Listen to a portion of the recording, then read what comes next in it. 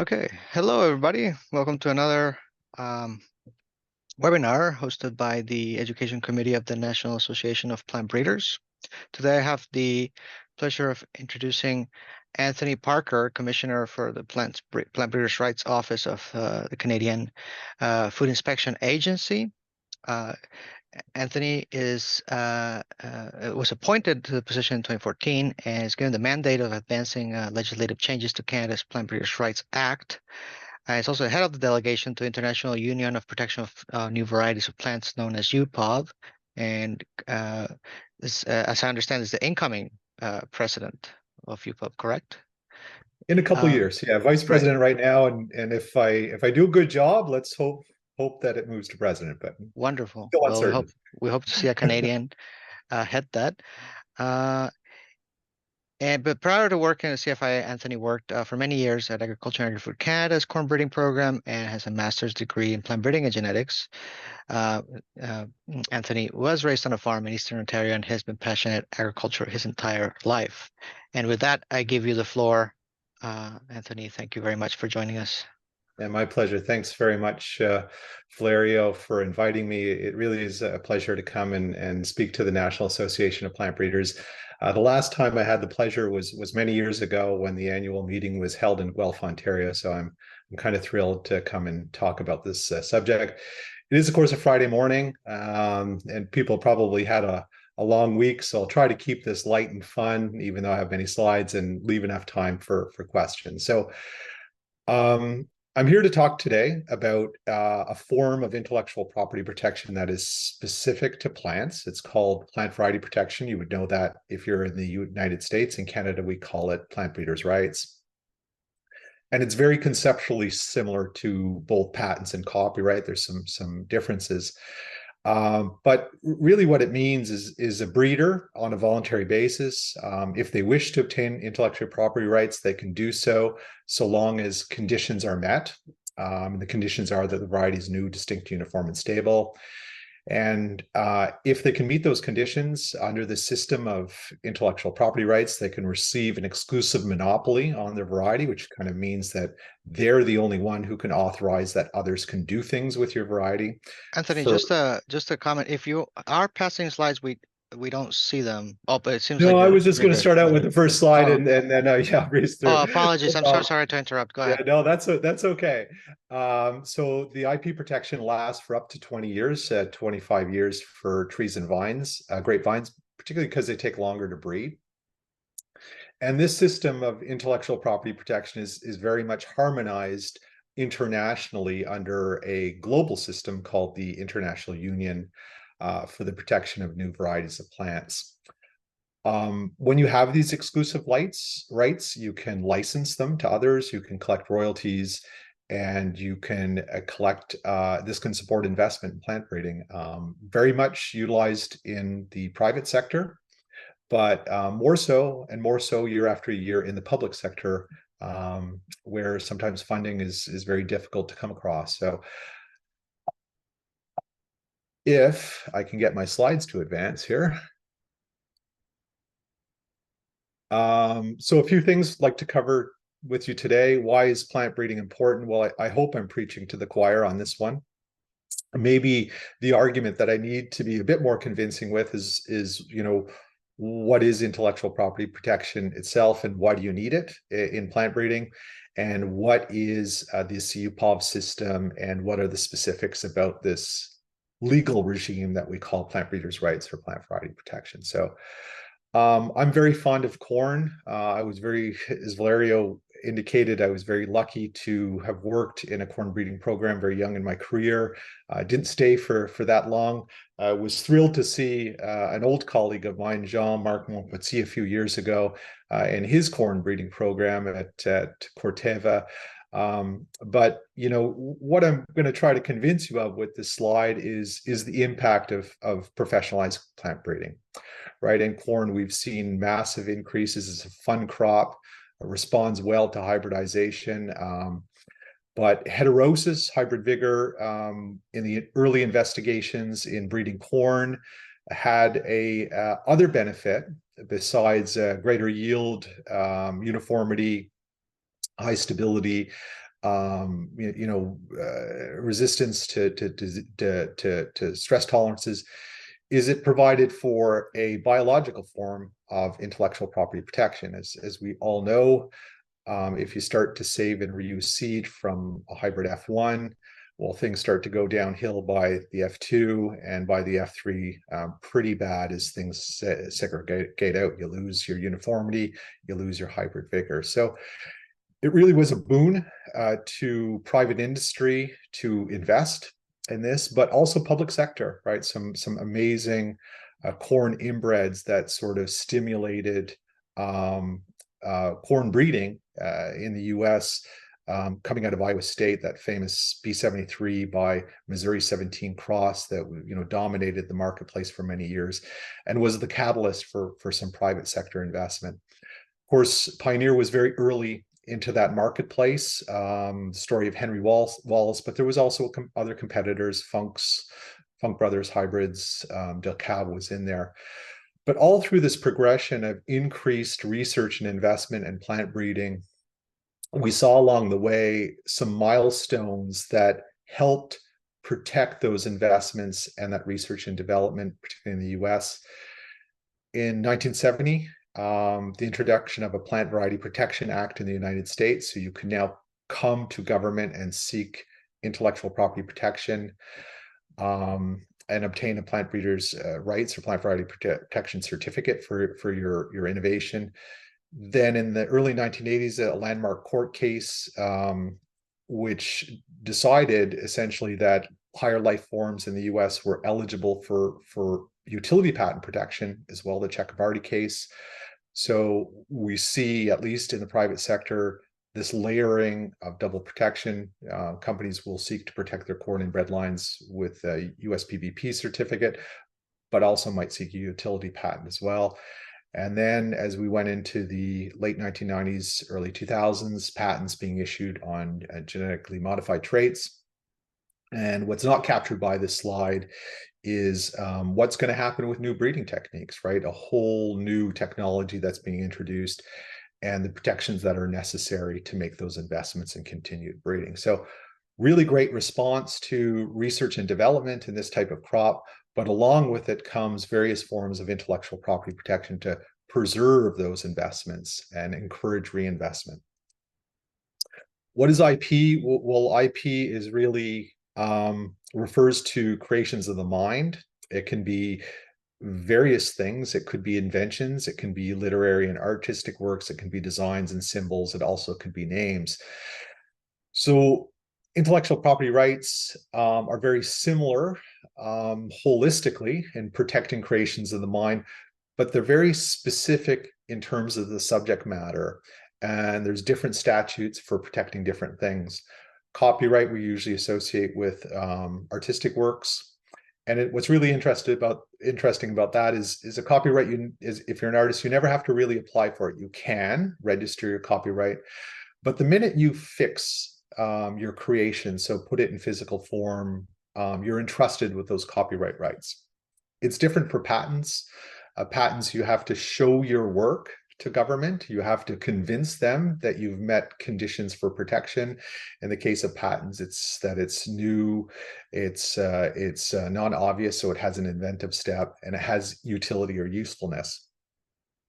In the case of plant breeders' rights, it's very similar to patents in the sense that just because you're a plant breeder doesn't mean that you're bestowed with intellectual property rights. You have to come and convince government that you have met those conditions of protection. And in the case of plant variety protection, that your variety is new, distinct, uniform, and stable. And we'll go through what that kind of looks like. And if you met those conditions, the law, at least in Canada, says we cannot not grant you IP protection. So as long as you met those conditions, you are bestowed intellectual property rights and you have a monopoly on the thing that you've created. Why do we have this? It kind of seems a little counterintuitive. Why would we restrict someone's rights or provide monopolies to people? Isn't that a bad thing? Well, we generally think of this as kind of a trade-off, and the trade-off goes like this. Governments, society recognizes that we benefit from progress in research and development and the commercialization of innovations. We want people to create things and we want people to release those creations into the marketplace so other people can benefit from them. But without intellectual property rights, bad things can happen. People can steal your innovations or capitalize on your innovations or free ride off your innovations without fair compensation. And I'll use this as an example. If I was an author and I came up with a great book, Valerio comes to me and says, "What a great book. I want to buy a copy of it." And he said, "This is so good. I can make a lot of money on it." He goes out and sells it in the marketplace. Now, Valerio can sell my book in the marketplace for much less than I have to because I have to reap the cost, but I put all the effort into it. So without intellectual property rights, that would be totally legal to do so. So I came up with the creation, Valerio's making the money. With intellectual property rights, I have control over my innovation. So I say, nope, I'll sell you a book, Valerio, but you're not allowed to sell it to others. Or maybe you're so good at selling books and I'm so good at creating, we'll come up with an agreement where you can sell my book and be the publisher of my book, but I will get royalties from you to help recover my costs, but also encourage me to write more good books. So the trade-off is, to incentivize creators and innovators, we give them private rights if they can meet conditions, but those rights are finite in nature. They don't last forever. And it creates a little bit of a treadmill, which is to say, company or public sector, keep innovating. If you don't keep innovating at some point in time, your innovation will go from the marketplace because it doesn't last forever, or your competition will displace you. So when you have exclusive rights over something, you can enter into licensing agreements, and part of those licensing agreements are around collecting royalties. So it allows you to recoup your initial investment because the initial cost is very high. And then stimulates further reinvestment. So if the system works well, and you hope it does, you have free and fair marketplace. But that's not always the case. It's a balancing act with IP rights. It's about balance, but also even calibration. If the IP rights are too strong, they can be very restrictive and create monopolies. If they're too weak, then you have market failure, and it just isn't sufficient enough to instill or incentivize creations to happen. So why do we want to protect our IP? Well, again, preaching to the choir, plant breeding is the foundation of our agriculture and horticulture ornamental sectors. We all know that plant breeding is very expensive. It's time consuming, it's resource intensive. It's highly specialized. You often need multidisciplinary teams of highly skilled individuals to come up with a new variety. Depending on the species, it can take as little as 1 year to come up with a new variety, even less in some of the ornamental breeding for annuals. It can be even over 20 years when you think about trying to breed a new fruit tree species variety from a cross, right? And it can range from in the tens of thousands of dollars to breed a variety to the millions of dollars. So all these costs are borne up front before the variety ever gets to the marketplace. So what we say is that the fixed costs are very high, but the reproduction costs are really low, right? You think about something like cereals. Well, once a wheat variety is out into the marketplace, a farmer can purchase once, save and reuse seed, bulk it up, make multiplications of it, derive all the economic benefits, but yet very, very little was sold in the first place. So plant varieties have this pesky ability to reproduce themselves. So they can be easily stolen, reproduced, or sold without permission, and you're not compensating the breeder. So if the IP system isn't working, it's very likely that it's not going to stimulate innovation. So as I mentioned earlier, we have this global system called UPOV. That's the acronym. And what it is intended to do is promote this effective system of plant variety protection with the aim of encouraging the development of new varieties plants for the benefit of society. So as I was talking about earlier, that idea that you have to afford these monopoly IP rights to an inventor so they have they're encouraged and feel protected to let those innovations go into the marketplace so others can benefit and they can recoup their costs. In the world of IP, it's a relatively new convention. It was adopted in 1961. Things didn't really start to pick up with membership until 1968, with 3 members ratifying it and adopting it. Even then, through the early 70s and into the 80s, there was very few members of UPOV. And then about the early 1990s, many countries had to make a decision around having an intellectual property law structure for plant varieties due to something called the World Trade Organization trade-related aspects of intellectual property rights, call it TRIPS, agreement. And part of this agreement kind of said, more or less, look, if you want to be a WTO member, you can do so, but you have to ratify this agreement called TRIPS. And part of TRIPS says you have to offer a form of intellectual property protection for plant varieties. You can do it via either patents, or you can do it through what we call a sui generis form of IP, which is this UPOV system. So through the early 1990s up to now, we've seen really a growth in UPOV membership, because many countries say, well, I'm not comfortable with protecting plant varieties through patents. Patents are very restrictive in nature. United States is the exception. They have a Plant Patent Act, but they also offer protection through utility patents. Countries like Canada and others internationally said, well, we feel more comfortable with a UPOV-based system that is a little bit more open-ended when it comes to innovation. I'll get into some of the details. This is what UPOV membership looks like globally. Most of the world, not most, but a good portion of the world is UPOV members. Currently, there's 78 of them. You can see some gaps in there. It's mainly in Africa, as African countries join on board and are struggling. Sometimes IP is very controversial in nature. I'm offering IP rights, but how is that going to impact traditional practices of saving and reusing seed?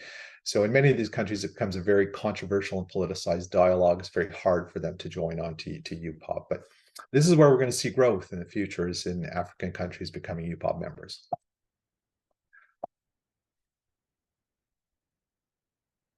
When we look globally, we've seen growth in the number of titles combined in UPOV members in force. You can see there was less than 10,000 titles in force in the mid-1970s, and now we're nudging up to 160,000 PVP or PBR certificates that have been issued and are currently in force or valid throughout all member countries. So there's been quite an exponential growth.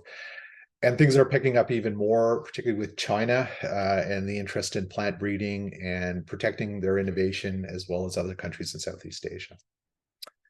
And to validate my point, when we look at that sort of a region by region basis, you can see that the biggest user is the Asia Pacific region, China leading the way with applications, followed by Europe, both first with EU countries only, but then when we look at Europe excluding EU, we're talking countries like Russian Federation, countries like Ukraine and Belarus are high users of plant variety protection. And then we see North America, so Canada and the United States combined. And then as we go down, much lower in Latin America, the Middle East, and in Africa when it comes to utilization of the system. So back to this idea that you have to come to government and say, oh, look, I'm a plant breeder, I've come up with a new variety, I want to get intellectual property protection on it. How do I navigate through the system? What are the conditions that I have to meet? First and foremost, to be eligible to protect, you actually have to be either the person who bred the variety or discovered and developed. So what that means is you can go into the wild and make a selection as long as you can demonstrate that there has been further selections and developmental work on that. You can't just pluck something out of the wild and say, I've discovered this. That would be biopiracy. I have found this and there's something interesting about it, but I've done further work on this to get it to the point to commercialization. And in both instances, you would be either through breeding or discovered and developed entitled to file for protection. But it doesn't just have to be you as a breeder. You can transfer the ownership of your variety. Say, okay, look, I bred it, but now I'm selling it to someone else, and they're going to go apply for PBR protection. So you can have a legal authorization where you have transferred that ownership. We call it an assignment. That's fine. Or you can also say, look, as a breeder, I bred the variety, but I don't want to deal with the Plant Breeders' Rights Office. I want someone else to take care of that. So you could assign a legal representation. So often this would be a law firm, or it could be in some large companies. You'll have an internal legal counsel or a commercialization office. Also in public institutions, they have their tech transfer office or office of commercialization. Say, I bred the variety, but I want you to do the work of the application. In Canada, at least, and this is the case in other member countries, if you're a foreign applicant, you need to have a domestic Canadian agent by law. We need someone to, first of all, correspond with, but we also need that legal entity in case there has been some mishaps that happen and the government needs to go after someone for that. Very hard to do that outside of the border. So often for what we find is for foreign applications, that domestic agent in Canada will be a law firm that specializes in IP protection. So we talked a little, I mentioned earlier, this idea that, just because you're a plant breeder and came up with a new variety, you're not automatically bestowed these rights. You have to apply for them, and you have to show government kind of your homework and say, look, I've met the conditions of protection. Well, what are those conditions of protection? Well, the variety has to be, first of all, new.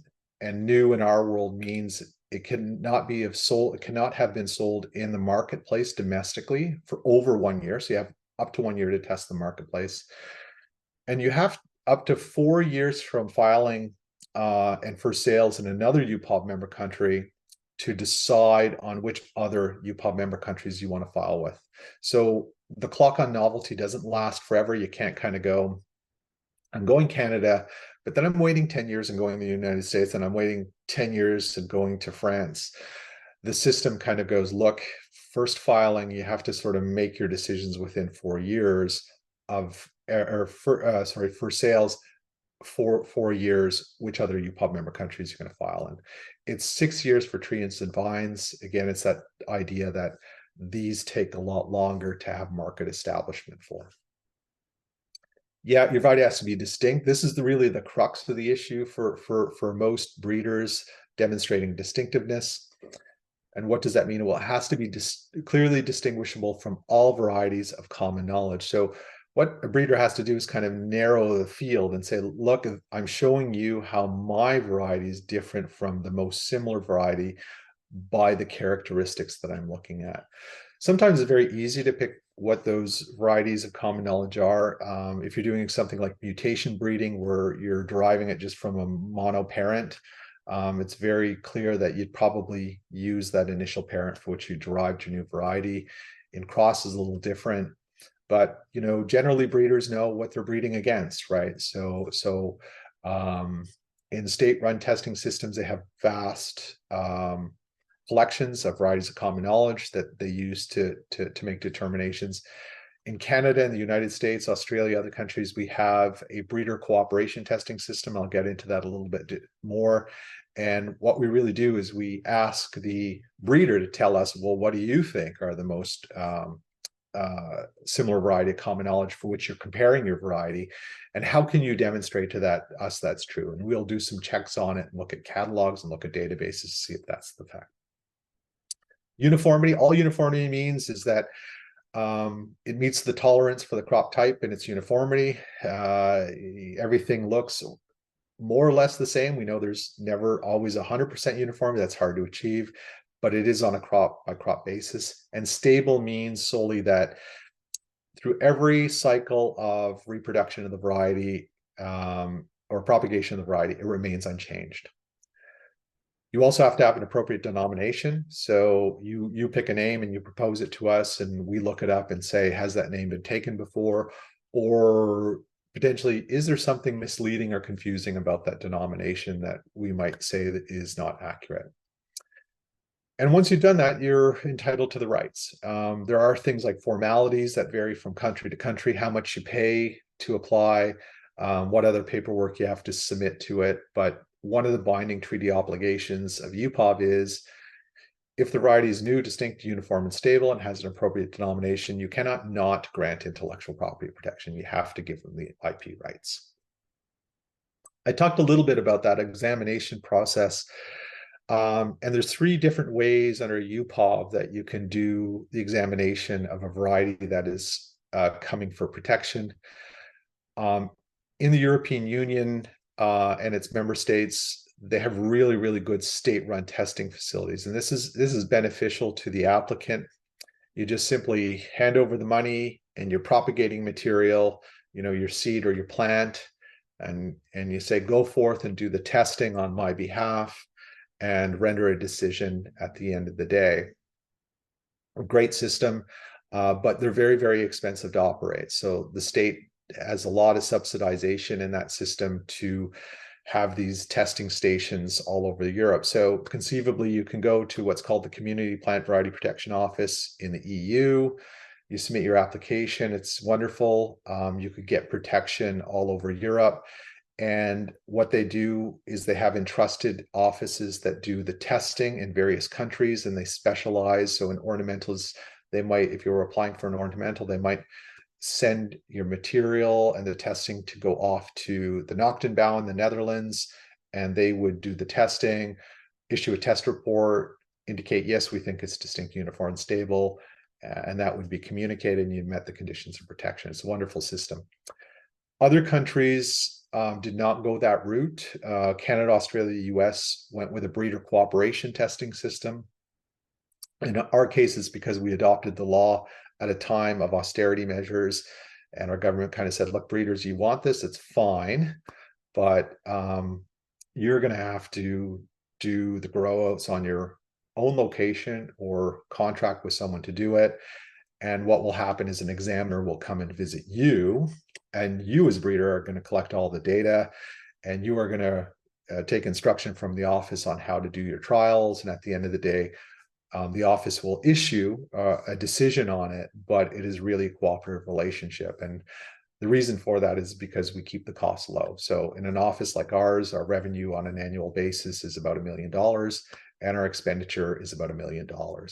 So what happens is the breeder, or on someone's behalf of the breeder, carries the load of collecting, growing out the trial, doing the comparative analysis, filling out forms, which are called test guidelines, taking photographs, demonstrating to us that the variety is new, distinct, uniform, and stable, telling us an appropriate time to visit that trial so we can see ourselves that it's new, distinct, uniform, and stable, and then we render a decision.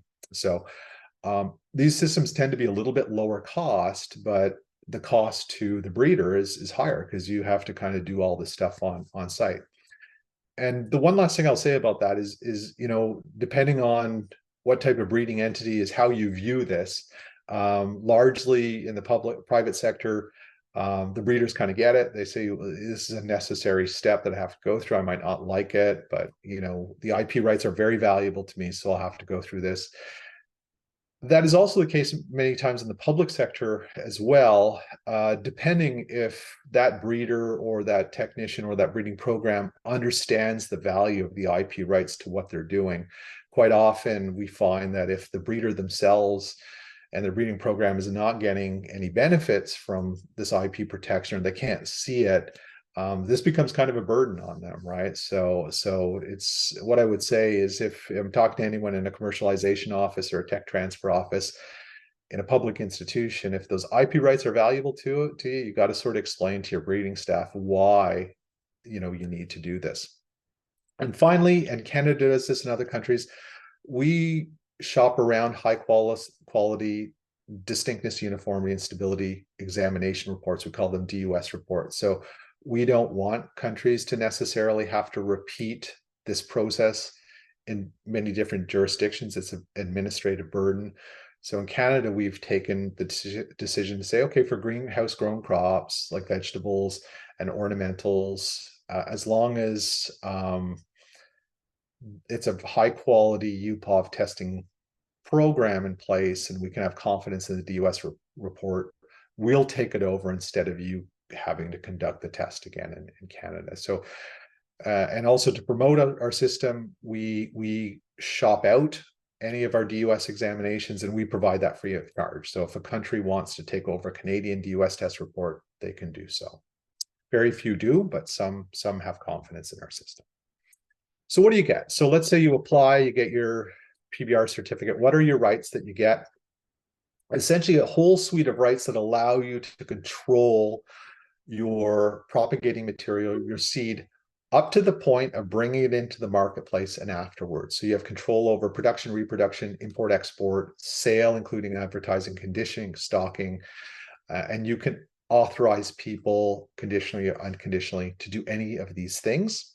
So you can have exclusive license or non-exclusive licensing, and you can say as part of that license, you owe me money. You can do these things with the variety, but when you do it, you pay me a royalty back. You have exclusivity over the name of your variety. A really powerful tool to prevent illegal sales is the extension to harvested material. And what this kind of means is a title holder, if someone sells your variety, propagating material of your variety, seed of your variety, and you had absolutely no opportunity to exercise your right on that propagating material, brown bag sales of seed would be a really, really good example. It now flips over to the harvested material. So I now can exercise my rights on the grain. And it's not just the person who's infringed by selling, but the person who's infringed by purchasing as well. So you can understand if you had a community where PBR protected variety gets into a situation where one farmer first legally purchases, then goes, oh, this is great variety, I'm going to sell it to my neighbors, propagates it, sells it, they sell it to others, it gets very, very big. The enforcement can be quite large. We have the potential to go into the millions of dollars here in a situation like that. As I mentioned before, PBR protection is enforced for minimum of 20 years, can go up to 25 must be at least minimum 25 for grapevines and trees. But contracting parties to UPOV can extend those rights even longer if they wish. But the minimum they have to adhere to be a UPOV member are that 20 and 25.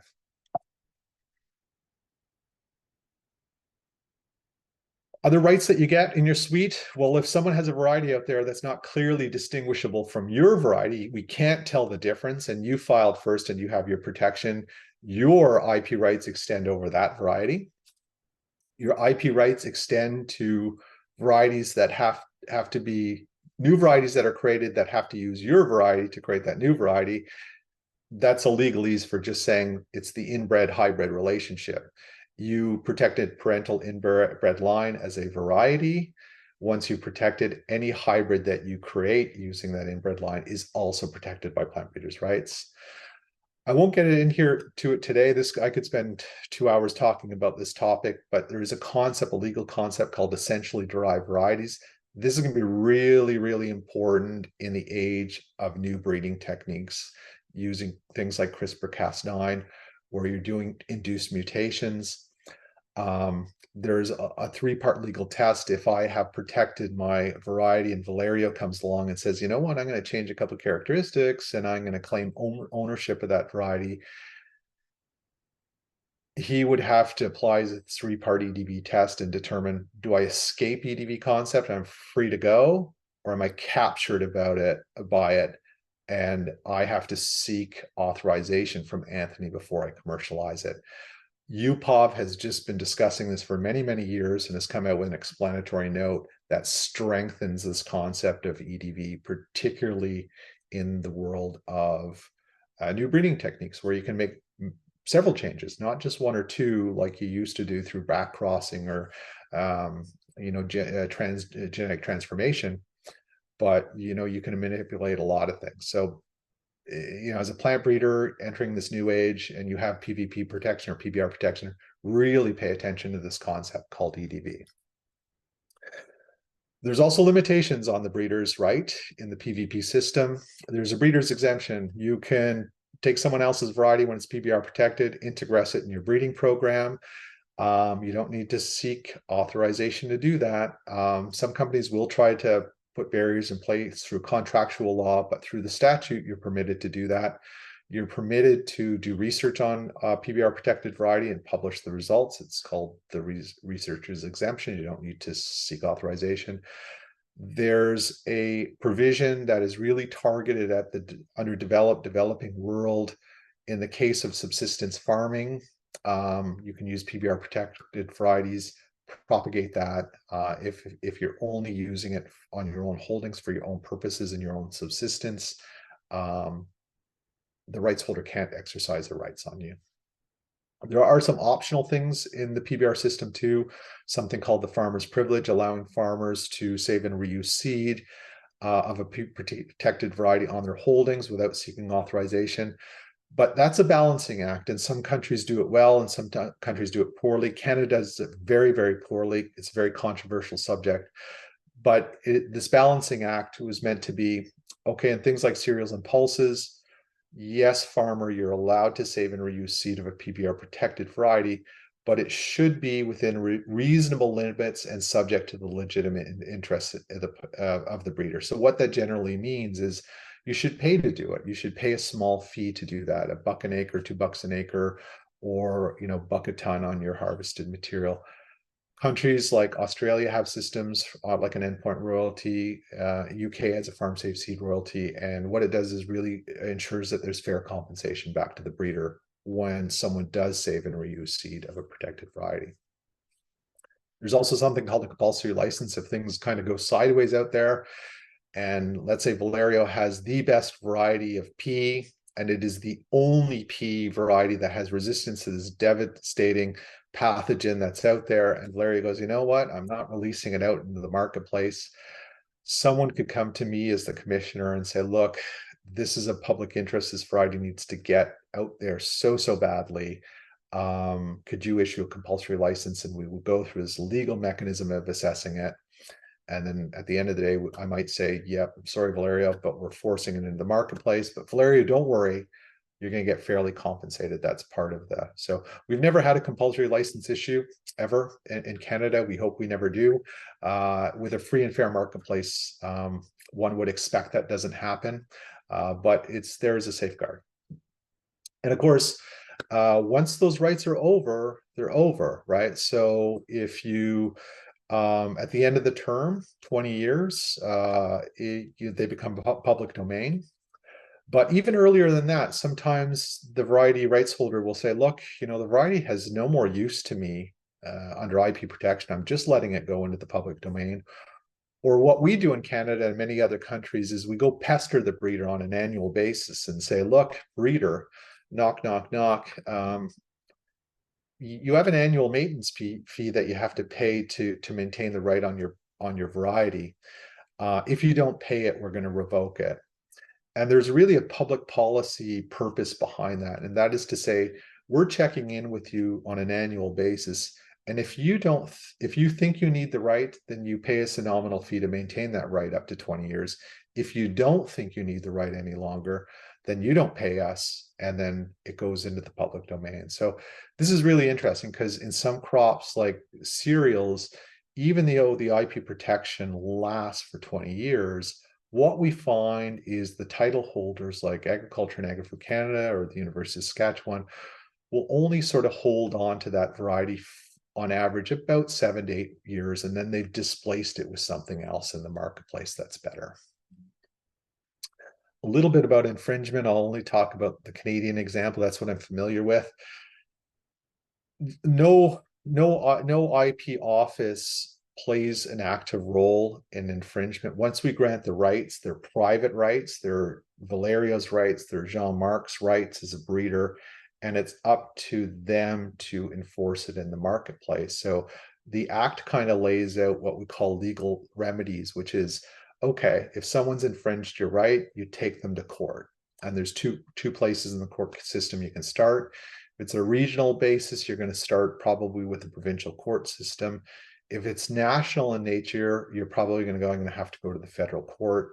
There's pros and cons to each based on the system. Federal courts tend to have more experience with IP rights. than provincial courts. But you know what? No one in our country in the judiciary has a lot of experience with plant breeders' rights. It's a very obscure form of IP protection. There's two principles when you have an IP infringement that happens, and this is how the court system views it is well, we want to get the infringing activity to stop, number one. And because those are monopoly economic rights, there's nothing that can't be sorted out at the end of the day through the exchange of money back and forth. So you know, what is that monetary value of the damage that is done? So what we often see is, you know, the first thing you do and say, okay, you know, someone's infringed my rights, cease and desist letter, stop it. We know what you're doing. Is that person going to be cooperative or not cooperative? If not cooperative, then you're going to a court to get an injunction. And there's various forms of injunction, which is an order, right? It's an order to either stop things from happening or freeze things in place. And depending on the situation, will determine what sort of injunction you have. And then you're in the business of having a claim that's filed, and you're going into the court system. And the court's kind of going to look at it one of two ways. First of all, in Canada, most IP infringements do get settled out of court. We've never had a plant breeders' rights case that's made it all the way through the court system. They've all settled out. They've been initiated in court, but they've all settled out. And I would say writ large, even with patents and copyright, you're probably talking about, of all the infringement that has been filed, maybe 5% actually make it through a court ruling. And what you're owed, well, compensatory damages. So what harm has been caused to you? Sometimes that's been hard to prove. So there is discretion in the court system. Say, instead of compensatory damages, I want an accounting of profits. I want to disgorge Valerio for how much he gained by the use of my variety. And that sometimes is much easier to demonstrate. It doesn't say so in the law, but there is sort of common law to say that, you know, you might also be entitled to punitive damages. And what that generally is as an infringer, not only did you infringe, but when you were found out to be infringing, informed to be infringing, or the court ordered you to stop infringing, you continued to behave very badly and, you know, ignored court orders, which judges don't like very much. And when that happens, the punitive damages are there to stop that behavior, but also serve a deterrent factor as well. And we've never seen one in plant breeders' rights, but in other forms of IP, this can really be high when the infringer has behaved very, very badly in the infringing action. Last thing I'll leave you with, those IP rights are really valuable. And you know, you have to have work to get them in the first place. But unless you're willing to enforce them, they don't really have much use to you. If you're known as an entity that has IP rights but are unwilling to enforce, you're inviting infringement. So there's a relationship between those rights and those remedies. You got those rights, but boy, oh boy, if you're reluctant to enforce them in the marketplace, those rights kind of don't mean anything at the end of the day. We have had enforcement cases. They've been published in Canada, and as the rights have gotten stronger in Canada, the settlements have tended to become higher. The last one we saw is getting, you know, nudging that high $800,000 mark, getting close to $1 million. And that was under an older, weaker form of our act. You know, we suspect the next ones are probably going to be over the $1 million mark or higher. So my key messages, and hopefully I'll leave time for questions. IP rights, yep, they work. They should be strong and effective, but also fair and balanced. If they're too weak, they don't stimulate investment and innovation. You have market failure. They're too strong, you might get monopolies forming, right? IP rights should be the exception, not the rule. Only things that are new, and only for a finite period of time. When you think about what's out there in plant genetic resources worldwide, what's available in terms of varieties, the portion that is protected by intellectual property rights tend to be very small. They're the newest and they're the best, but they won't last forever. They're always falling into the public domain, which is a good thing. Keeps breeding breeders, breeding programs hungry, developing the next best thing. There's always going to be tension in IP rights, criticism of IP rights. We're really open to that. Maybe there are alternatives. We hear a lot about the Open Seed Source Initiative, which has come from, globally, this reaction to copyright has been copyleft, or in the world of computer programming, open source code, that maybe these things should be freely available. My view is critiquing the IP system to see if it's working is always good. Alternatives are always good. But at the end of the day, this is a resource intensive activity. It takes investment, it takes resources, it takes expertise, it takes time. There's all costs associated with that. And if you can't recover your costs, it really questions the ability to innovate. For private breeders, yeah, you need a return on your investment. You have to at least break even or turn a profit. But what we're finding more and more, and this might be a good topic for conversation, is because funding tends to be so difficult to obtain now in some public breeding programs, that they've looked to IP rights to either augment their existing funding, or we even have examples in Canada of programs that have become self-sustaining, that are public in nature, solely based on their PPR IP rights. So my closing statement: IP rights are valuable. You should think about it if you're a breeder. Doesn't matter if you're public or private, but you have to really need to be willing to enforce if you're going to carry those rights. So with that, Valerio, we have time. I'd love to take some questions. Thank you, Anthony, and we'll give you a virtual round of applause here, if you'll join me. Thank you very much. And so I'll do my best here to moderate. We already have a question here on the chat. We'll start with that, but I will also, if you have any questions, please do raise your hand. The first question from Solveig says, so a breeder can integrate a PVP'd variety into a breeding program, but not use it as a direct parent. Does this get muddy in cases of multi-parent crosses? Yeah, it's so the overarching concept is, yes, the breeder's exemption means, if it's a PVP protected variety, it is free game. You can use it as breeding material in your breeding program. It's going to depend on the jurisdiction. We have seen situations where companies have tried to block that with contracts and said, well, or through a material transfer agreement said, yeah, you can have my variety for research purposes, but you can't breed with it.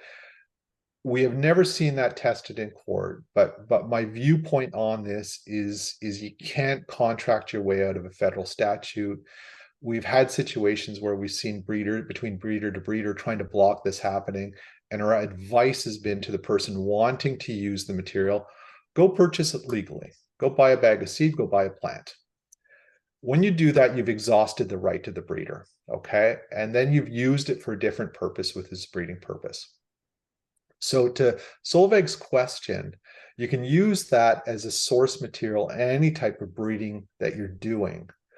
But the thing you have to be careful about is if you're in a situation where you're using it for mutation breeding or gene editing, and you're saying, well, I'm using it as source breeding material, but I'm changing the flower color and I'm making some changes so I have more blooms of the flower, and then I'm going to go out and market it and compete with the original variety that I had, you're very likely going to be an EDV, an essentially derived variety.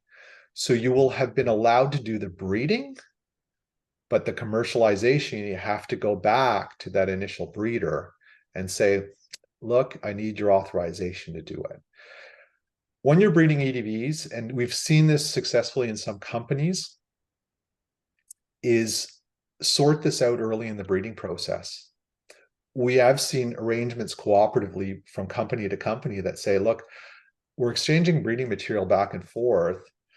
You can use it as your stock material. But the moment you think you're getting into EDV country or territory, come talk to us. And maybe we're going to figure out a mutual agreement around licensing, which is to say, yeah, go ahead, take it to marketplace. But when you sell it, you're gonna provide some back to us. So great question. So number one, overarching answer is yes. Watch out for contract law though. And you might find yourself testing the situation in the court system. And I would say what's going to prevail in Canada is plant breeders' rights. It's a legal exemption. I was allowed to take your variety and breed it. So. Great question and great answer. Uh, I have a question regarding that. So yeah, where's the line for essential derivation, right? Uh, so you mentioned basically like the example that you just stated. So that means that if the changes are so minute that you can't essentially determine if it's new if you can make a case for NDUS, then it's ADV. But where is that line? Because I could probably make crosses, right, where there's sufficient recombination, but there can also be situations where I make crosses and there's not. So I would have undergone a procedure that where I can't demonstrably say, the changes are not minute, but the variety is still very similar. Yeah, that's a great question. And what I'll say on that is it's kind of a three-part legal test that you have to walk through to make that determination. The first part of the legal test, the first two are going to be really easy. And that is, do you have predominant derivation? Right. So you kind of you look back and you say, okay, was it done through a cross where I'm going to get, 50-50 mix of the parental material, and depending on my selection, that's going to be one side of the equation or another? Or did I go from a monoparental variety? I was only working with one thing at the beginning. If you're working with monoparental, predominant derivation is going to be really easy to prove. You're going to kind of go, oh no, it only came from one thing. The second part of the test, Valerio, is it clearly distinguishable? And all EDVs will be clearly distinguishable. You will be able to tell the difference. If they were not, then it falls under another provision of the Act, which is to say, hey, your variety is not clearly distinguishable from my variety, so my protection extends to your variety. I own your variety. So EDVs by the very nature you'll be able to tell the differences. The last part is going to be the most difficult part to prove, and is likely the one that we've seen some court cases, not in Canada, but internationally, where the judges come to different determinations on it. And that is, how different is the variety through the changes? So is it similar in type and form? Or is it so dissimilar through the process of breeding that it's not? And that's going to be a matter of degrees. Yeah. Now, some entities have been very proactive about this, like the International Seed Federation has already started on what we would call like codes of practice for breeders for certain crop types. And something would be like, look, if you're getting past 95% of the genetic material of the original predominant derived variety, then you're probably an EDV. Right. So that is going to be the question. And it's a little murky. There is an explanatory note at UPOV that might help you work through that. But that's going to be the end of the day, the decisions of the courts is how they're going to interpret that. And it's be that last part of the test that's going to be the most tricky one to navigate through. Right. I see. Okay. Let's see. Are there any other questions from the attendants?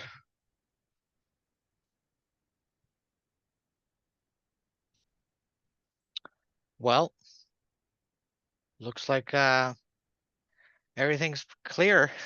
Okay. So, we'll I don't know how it could be, but there's another one from Solvay. Go ahead. Can you, I think you need to unmute. Thank you. Okay, if the breeder is running their own trials or working with a group to run their own trials because it's not a government system, do they have to be visited by an examiner, or is it sufficient to like submit data from trials over X years and X sites?